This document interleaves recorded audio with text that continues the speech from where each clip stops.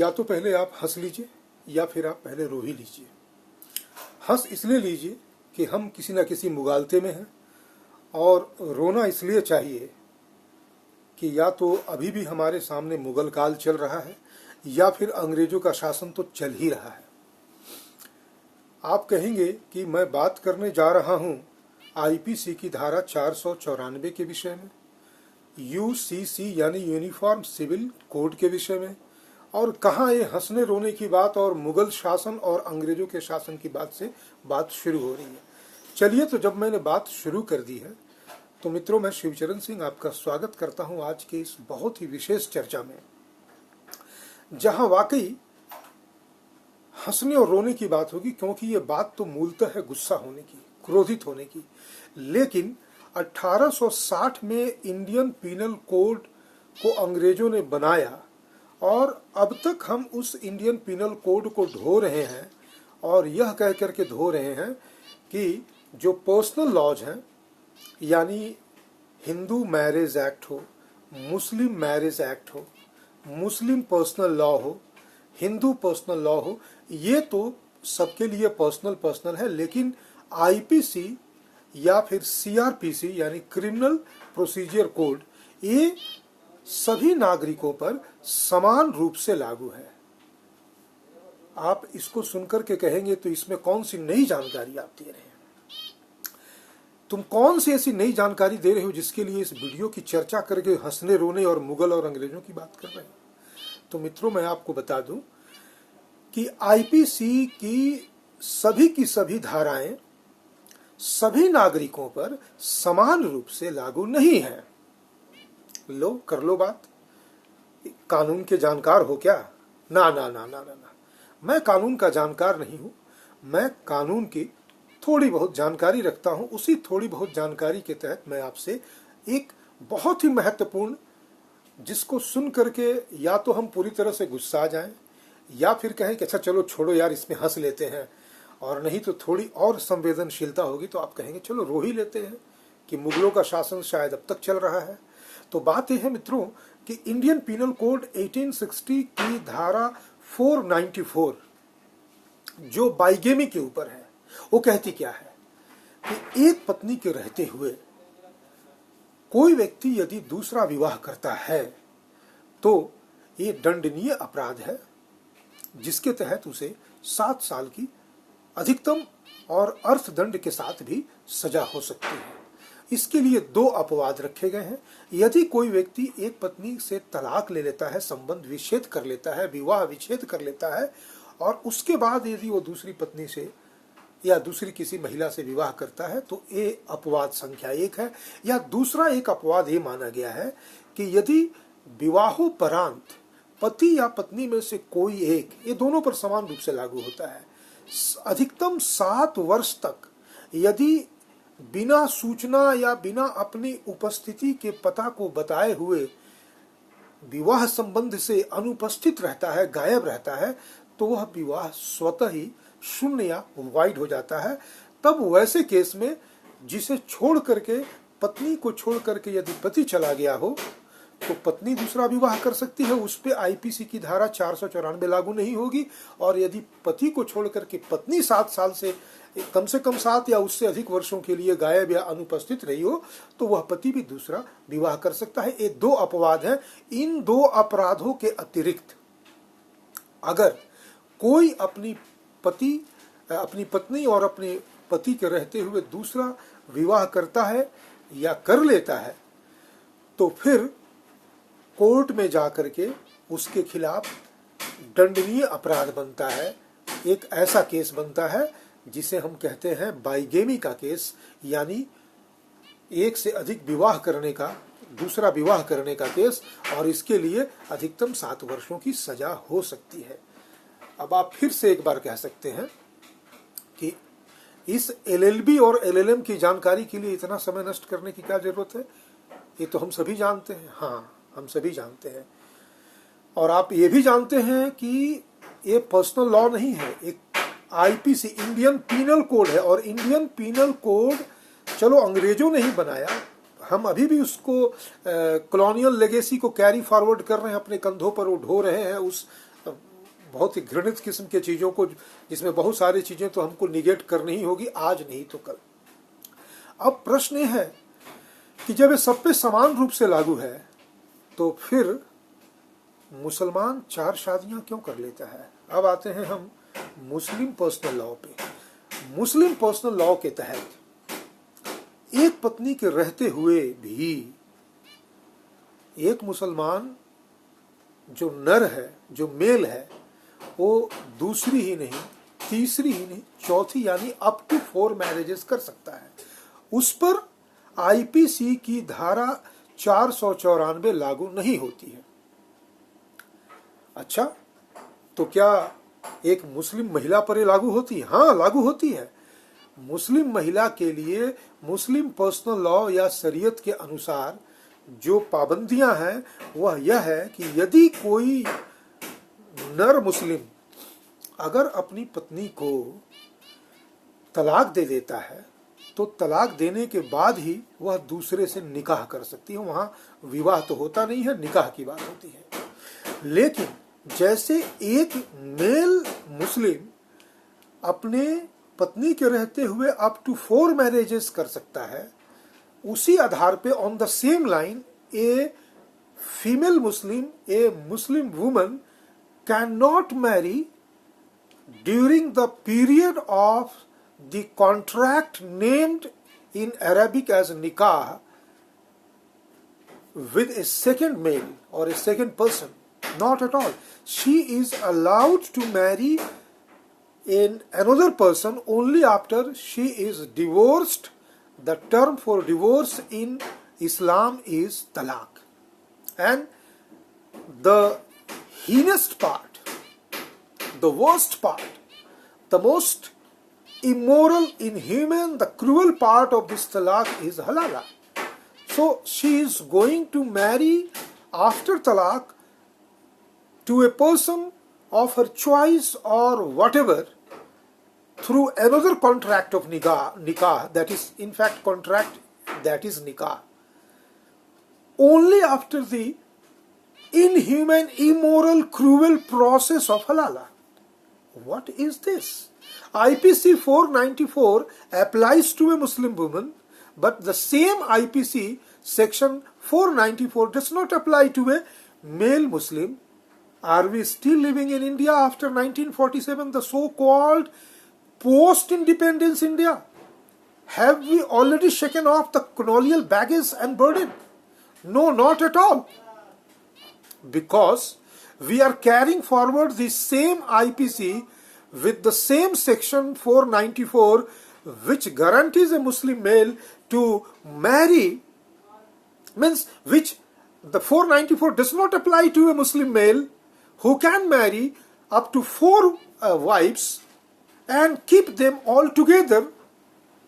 On the other hand, 494 applies to a Muslim woman during the contract period of nikah with a man. She cannot marry any other person. And that is not only legal, that is binding, and that is, if she violates it, she is to be punished under the same IPC 494. ऐसे में अगर कोई कहे कि हम UCC का wait कर रहे हैं, बीजेपी के जो 3-4 बड़े बड़े एजेंडे थे उसमें से अब हम लोग एक नया तीर और कमान सुनने जा रहे हैं 2024 में, वो है यूसीसी। यूसीसी को लेकर के अभी कुछ भी कहना बहुत ही फ्लूइड टाइप के सिचुएशन में कहना होगा। क्यों? क्योंकि यूसीसी क्या है, क्या नहीं है, इसके अंदर में क्या होने वाला है, कहने का मतलब इसके पहले ही हिंदू मैरिजेस एक्ट के तहत जो सत्यानाश किया गया नेहरू के समय, हिंदू पर्सनल लॉ और हिंदुओं के लिए विशेष कानून, कहने का मतलब जो भी आपराधिक नहीं है, हमने तो देख लिया ना, जहां आपराधिक एक जो सेक्शन है वो भी अप्लाई नहीं होता मुसलमान पे, अगर होता भी है तो वहां मुस्लिम औरत पे होता है, मुस्लिम मर्द पे नहीं होता है। और वहीं पर अगर आप ये कहें कि भाई आईपीसी सबके लिए समान है, यानी दंड विधान सबके लिए समान है, तो एक कैसे विडंबना है कि 1947 से भी इस दंड विधान को हम कैरी फॉरवर्ड कर रहे हैं। 2014 के बाद यदि तस्वीर पूरी तरह से बदलने वाली हो, देखिए इसमें कैसे बदलेगी, यूसीसी क्या होगा, लॉ कमीशन अभी किस चीज को ड्राफ्ट कर रहा है और किस रूप में उस ड्राफ्ट को लाएगा, ये तो आने वाला समय बताएगा। अभी प्रश्न यह है कि जो खेल नेहरू के समय, हिंदू पर्सनल लॉ के समय, हिंदू मैरिजेस एक्ट के समय हम लोगों के साथ खेला गया, यानी परंपराओं से चली आ रही बहुत सारे रीति रिवाजों को कानूनी जामा पहना करके जो चीज समाज सहज रूप में स्वीकार करता है, सबसे दुर्भाग्यपूर्ण चीज तो हमारे यहाँ ये ला दिया गया, तलाक की परंपरा, कि भाई हमारे यहाँ डाइवोर्स नाम का कोई शब्द नहीं था। विवाह को किसी तरह का कॉन्ट्रैक्ट नहीं माना जाता है, एक संस्कार माना जाता है।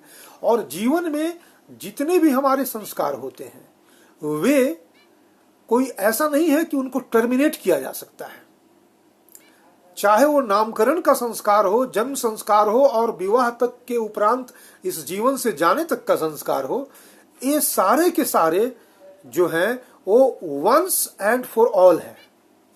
ऐसा नहीं है कि अगर आपने एक बार अपना, जैसे कहते हैं ना कि वो द्विज का संस्कार कर लिया तो फिर से आप अद्विज हो जाएं, ऐसा कोई संस्कार नहीं। ठीक है, पतित हो सकता है आदमी, वैसे ही जितने भी संस्कार हैं उनमें विवाह संस्कार भी एक है।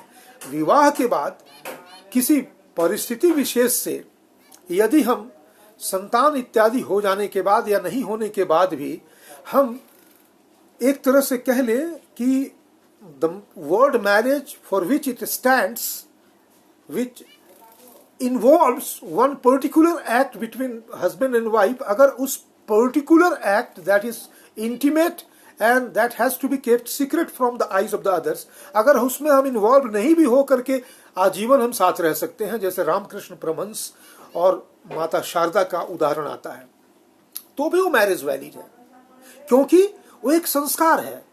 उस संस्कार पर कुठाराघात किया हिंदू मैरिजेज एक्ट ने। कैसे किया? You can knock at the door of the legal corridors for the sake of seeking divorce. ठीक है, हम मानते हैं कि संस्कारों में गिरावट आने से कई बार ऐसी विषम से विषम परिस्थिति आ जाती है जहां एक दूसरे के साथ आजीवन रह पाना न सिर्फ असंभव होता है बल्कि पूरी तरह से अमानवीय है। यानी हस्बैंड शराब में लिप्त है, दूसरे औरतों के साथ वो तमाम अनैतिक कार्यक्रमों में लिप्त है, वैसे में एक स्त्री का, एक महिला का उसके साथ पत्नी के रूप में रह पाना ना सिर्फ नाकों में दम कर देने वाला है बल्कि वो पूरी तरह से अमानवीय और एक क्रूरता और अत्याचार को सहने जैसा है। वैसी परिस्थिति में भी तलाक लेने की जरूरत नहीं है। समाज वैसे लोगों को सुरक्षा देने में सदा से समर्थ रहा है, हिंदू समाज। ठीक, उसके साथ मत रहो, अलग चले जाओ, अपने मायके में रहो, लेकिन तलाक लेकर के दूसरा विवाह कर लेना। और हमारे यहाँ प्रारब्ध की कहानी है। तुम्हारे प्रारब्ध में यही था कि तुमने ये पाया, यदि तुम्हारे अंदर इतना संयम है तो फिर तुम अकेले जीवन का निर्वाह कर लो, आगामी बहुत अच्छा होगा। क्योंकि हम आगामी के ऊपर, देखिए, ऐसे कोई भी दुनिया का कोई एक ऐसा आदमी नहीं होगा जो आगामी पे जीवित ना हो।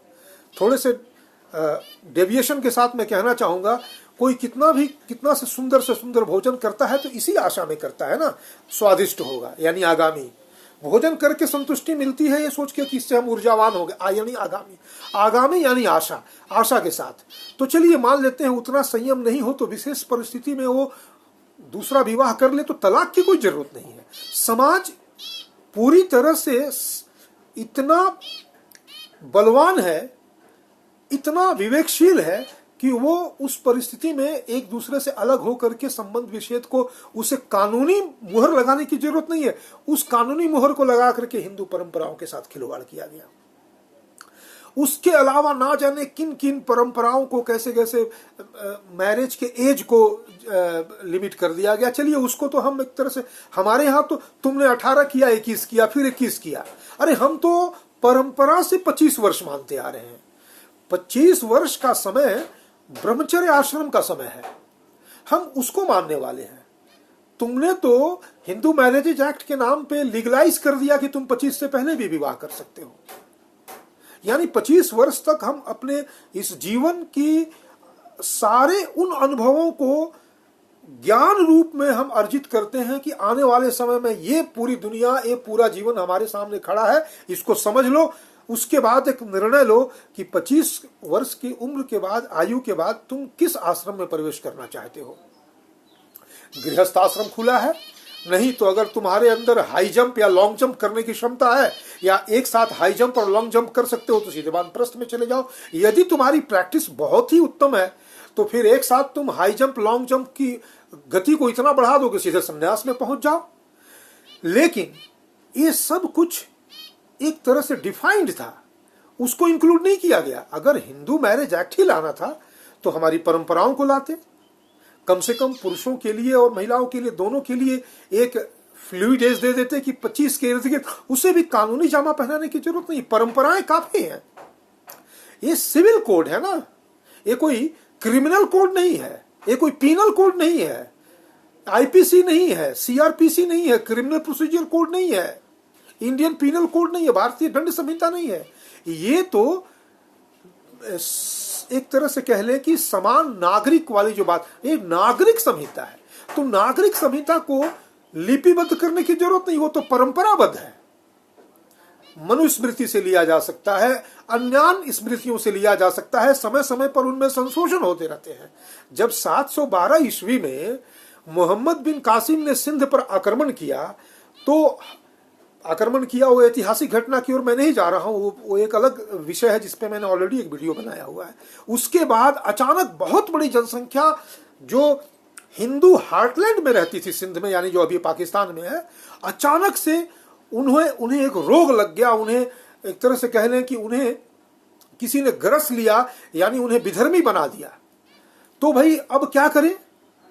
अब तो घर वापसी की तमाम बातें हम कर रहे हैं। बीच में घर वापसी की बात 1947 और उसके पहले और उसके बाद में की गई, तो कई तरफ से कई तरह की आवाजें उठी कि नहीं, एक बार जो मुसलमान हो गया उसे अगर वापस लाओगे तो हम गंगा जी में जाके जल समाधि कर लेंगे। तो ऐसे भी बहुत बड़े चोचलों के कारण से बहुत लोग जिंदगी भर के लिए एक जेल में बंद रह गए। लेकिन 712 ईस्वी में मोहम्मद बिन कासिम के आक्रमण के बाद जब ये घटना पहली बार घटी थी ज्ञात इतिहास यानी आधुनिक इतिहास में, तब सिंध प्रांत में उस समय देवल ऋषि थे। देवल ऋषि ने एक स्मृति की रचना की जिसे आज देवल स्मृति या देवल संहिता के नाम से जाना जाता है। उसमें विशेष प्रावधान किया गया। वो स्मृति की प्रति मेरे पास है, फोटोकॉपी फॉर्म में है, वो किताब नहीं है मेरे पास।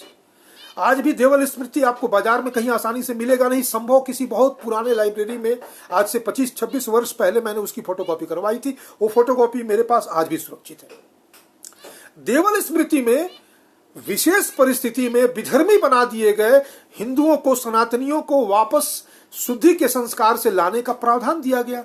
तो हमारा समाज जिसे कहते हैं ना कि ऑटो मोड पे है, जो समय आने पे अलग अलग तरह से चीजों का निर्वहन कर लेता है, उसे किसी अंग्रेज के द्वारा लाए गए कानून से कुछ करने की जरूरत नहीं है। लेकिन 2014 के बाद आज फिर से एक बार एक नई परिस्थिति का एक तरह से कह ले कि हमारे सामने आई है, जहां समान नागरिक संहिता की चर्चा हो रही है। लेकिन हम बहुत उछल रहे हैं।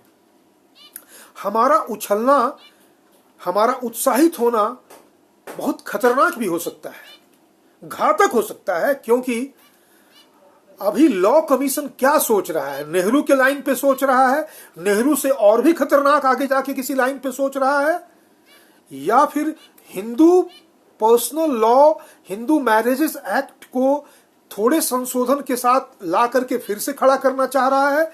हो सकता है कि आईपीसी की धारा 494 को इस रूप में लागू करे कि अब ये सब पे लागू होगा। जब ये सब पे लागू होगा तो फिर यूसीसी का विवाह के लिए लाने की कोई जरूरत नहीं है।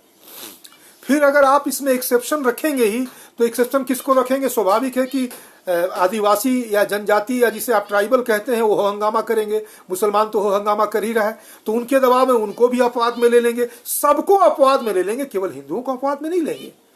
क्योंकि आपने पहले भी नहीं लिया, पहले भी आपने आईपीसी की धारा 494 बना करके हिंदुओं को ही टारगेट किया, जहां बाइगेमी है ही नहीं। अगर राजा महाराजा करते थे कई विवाह, तो उसका एक उद्देश्य होता था। उनकी वासना अपवाद स्वरूप कई केसेस मिलते हैं वासनाओं की। कपूरथला का राजा वो वीरेंद्र सिंह हो पंजाब का, जिसकी लेगेसी में आज भी लोग वहां हैं, या पंजाब के 3, 4, 5 और उस समय के राजस्थान के भी और भारत के अन्य क्षेत्रों के भी राजाओं की इस तरह की कहानियां आती हैं जहां वो वासना में अंधे होकर के तमाम अंग्रेजी, फ्रांसीसी, डच और पुर्तगाली महिलाओं के साथ वो 1-2 नहीं 300 और कम से कम 100 के आसपास विवाह कर लेते थे। तो उन वासनांध लोगों की बात मैं नहीं करता हूं, मैं तो उन राजाओं की बात कर रहा हूं जहां ठीक है वासना और कामिक्षा भी सम्मिलित है, लेकिन वो सारे अपवाद थे, सामान्य जन इसको नहीं मानता था। और कोई ऐसा नहीं है कि पॉलीगैमी हमारे समाज में एकदम खुल्लम खुल्ला एकदम छूट के होती थी। और अगर कहीं पे विवाह संस्कार के माध्यम से समाज उसकी अनुमति देता भी था तो परिस्थितियां भिन्न भिन्न होती थी एक पत्नी के रहते हुए।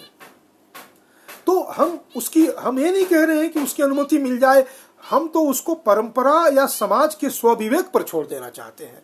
लेकिन फिर भी अगर समान नागरिक संहिता की बात है तो वो इसलिए नहीं होनी चाहिए कि सबके लिए एक समान, सबके लिए एक मानवीय संहिता होनी चाहिए, यानी यूनिफॉर्म ह्यूमन कोड होनी चाहिए। यूनिफॉर्म सिविल कोड की जरूरत नहीं है, यूनिफॉर्म ह्यूमन कोड, यानी जो मानवीय है वही मानने योग्य है, जो मानवीय है वही माननीय है, यानी जो मानवीय नहीं है वो नहीं माना जा सकता। एक पत्नी के रहते हुए दूसरी पत्नी के साथ विवाह कर लेना ये मान्य नहीं है, तो नहीं माना जाएगा। एक पत्नी को तंग करते हुए और दूसरे महिलाओं के साथ संबंध ये मानवीय नहीं है, तो ये माननीय भी नहीं होगा। तो हम जो यूनिफॉर्म सिविल कोड की बात कर रहे हैं, तो why are we not talking about uniform human code?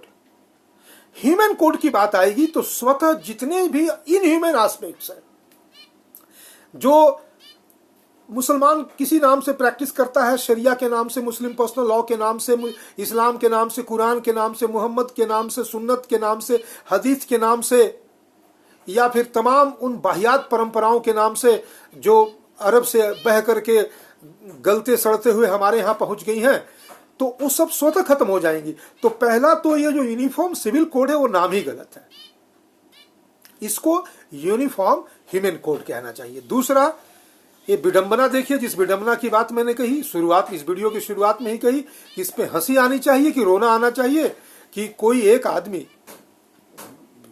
जो मुसलमान है वो मेल होने के नाते एक एडवांटेज ले रहा है, और आईपीसी जिसका सरोकार सबके लिए एक समान है, उससे वंचित नहीं बल्कि उससे उसको बरी कर दिया गया है।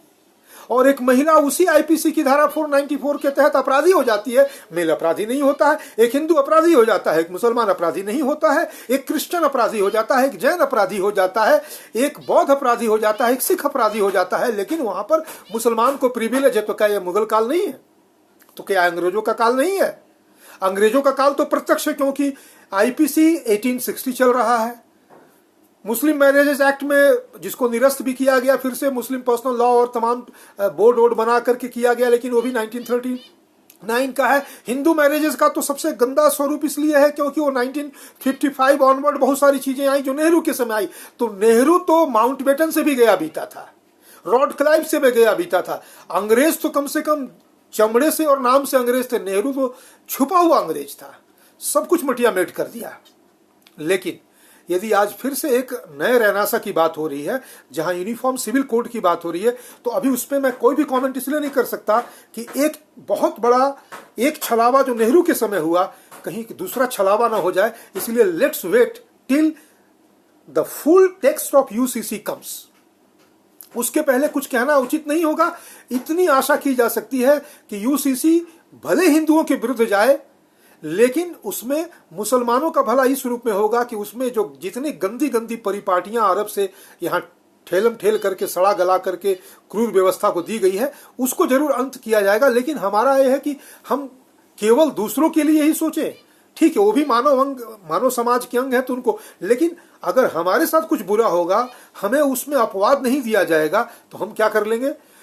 क्योंकि हमारी परंपराएं अभी तक अलिखित रूप में, अलिखित तो है नहीं, हमारी जितनी भी संहिताएं हैं उनकी प्रतियां हैं, उनके अंदर जो छेपक हैं यानी जो इंटरपोलेशंस हैं, उनकी अगर हम बात ना भी करें तो वो सारी चीजें सुरक्षित हैं।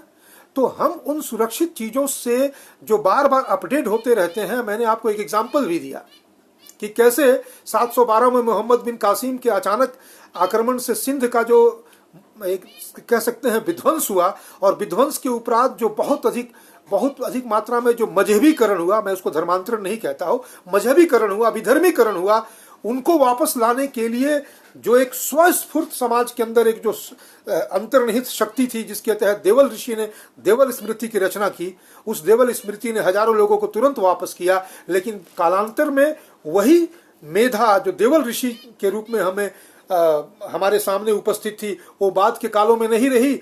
आज के काल में तो बस कुछ भोगा पंडित रह गए थे जिन्होंने कहा कि नहीं नहीं, अगर तुमने मुसलमानों को वापस लाया तो हम गंगा जी में जाकर के जल समाधि ले लेंगे, और इस भय से हजारों लोगों को एक जेल में सड़ते हुए मरते गलते हुए छोड़ दिया गया। उन्हीं मरते गलते सड़े हुए लोगों की ये कहानी है कि आज वो आईपीसी की धारा 494 से बरी हो रहे हैं, वो हलाला कर रहे हैं, तलाक कर रहे हैं, और मुस्लिम और शरिया के नाम पर तमाम घटिया चीजों को अपने सर पे लेकर के, और एक तरह से कह ले कि वो एक जेल के कैदी की तरह स्वयं भी परेशान और बेचैन हैं, और दूसरे को भी अपनी क्रूरता और बेचैनी से परेशान करने के लिए आतुर हैं।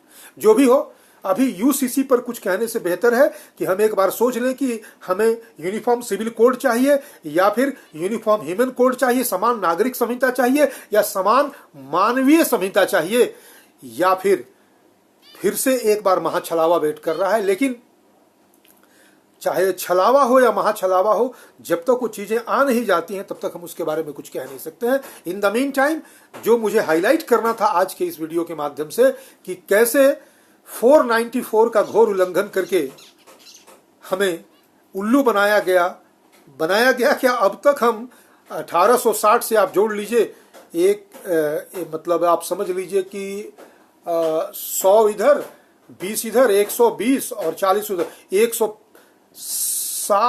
63 वर्षों से हम मुगल काल ही झेल रहे हैं, हम इंग्लिश पीरियड ही झेल रहे हैं। आज के वीडियो में इतना ही मित्रों। यूसीसी पर और यूएचसी पर यानी यूनिफॉर्म ह्यूमन कोड पर हम बातें करते रहेंगे। बहुत बहुत धन्यवाद अभी के लिए।